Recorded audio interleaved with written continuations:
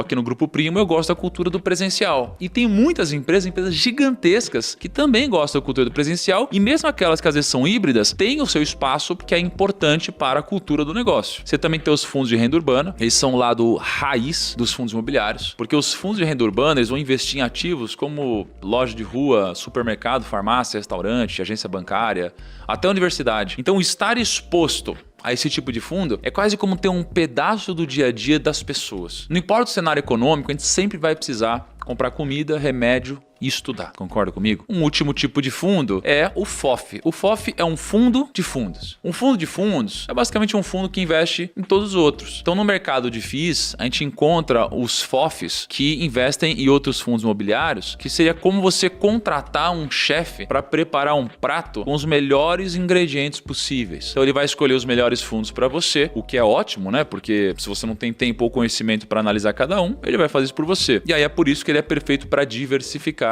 sem complicação, beleza? Prestou atenção até agora? A gente basicamente listou os tipos de fundos que a gente deveria considerar ter dentro de uma carteira. Eles vão ajudar a criar uma carteira diversificada e preparada para enfrentar vários ciclos de mercado. Legal. Mas como que a gente vai alocar todos esses fundos numa carteira otimizada? Quanto que eu devo ter de cada um? Será que dá para montar uma carteira com R$1.000 em fundo imobiliário? E aí, vamos lá, vamos montar uma carteira junto agora. Como que a gente alocaria todos esses fundos numa carteira otimizada? O ideal seria a gente montar uma carteira mais ou menos assim. Primeiro, você vai ter lá, você tem 100% do seu dinheiro, né? Você vai colocar mais ou menos 27% em fundos de CRI, 17% em fundos de shopping, 17% em fundos de logística, 16% em escritório, 9% em renda urbana e 14% em FOF. Então você vai pegar lá, você tem 100% do seu patrimônio. Desse patrimônio, você vai ter, por exemplo, sei lá, 25% em fundo imobiliário. Desse 25% de fundo imobiliário, então você vai dividir ele dessa forma que eu falei, entende?